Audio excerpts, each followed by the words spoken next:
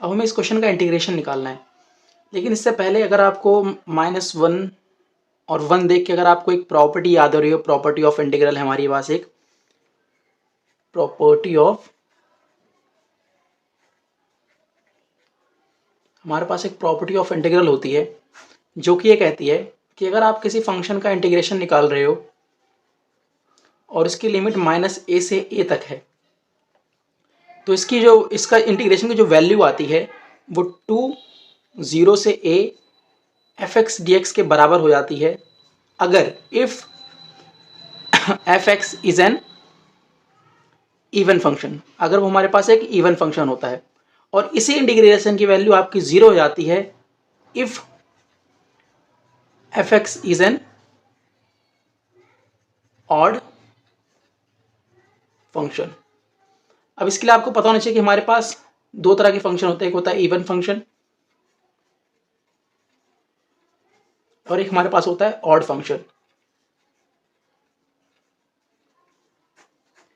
अगर किसी फंक्शन को आपको इवन कहना है, जैसे फॉर एग्जांपल, अगर आप किसी फंक्शन को इवन कहना है तो उस फंक्शन में अगर आप नेगेटिव एक्सपुट करो और आपको दोबारा वही फंक्शन मिल जाए तो इसका मतलब वो फंक्शन इवन है।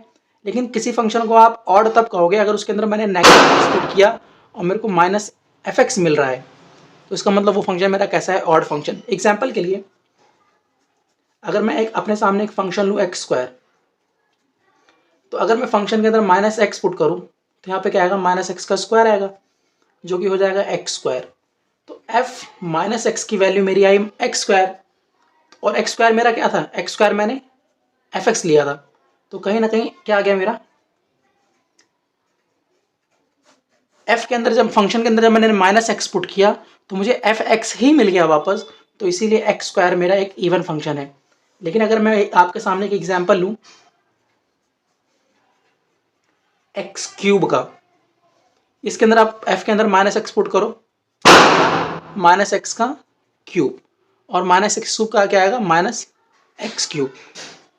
तो f के अंदर जैसे मैंने -x पुट किया और x³ क्या है, x³ मेरा है fx, तो -fx। तो जब मैंने f के अंदर नेगेटिव x पुट किया तो मुझे -fx मिल रहा है, तो इसका मतलब मेरा x³ एक ऑड फंक्शन है। तो अगर, और आप देखो कहीं ना कहीं इस इंटीग्रेशन की जो फॉर्मेशन है उसी तरह दिख रही है, -a से a, -1 से 1। तो अगर मुझे इस फंक्शन का इंटीग्रेशन निकालना है तो बस मेरा काम ये है कि मैं ये चेक कर लूँ कि ये फंक्शन मेरा ऑड है कि इवन है। तो मेरे पास जो फंक्शन दिया हुआ है वो क्या फंक्शन दिया हुआ है, sin की पावर 5x cos की पावर 4x।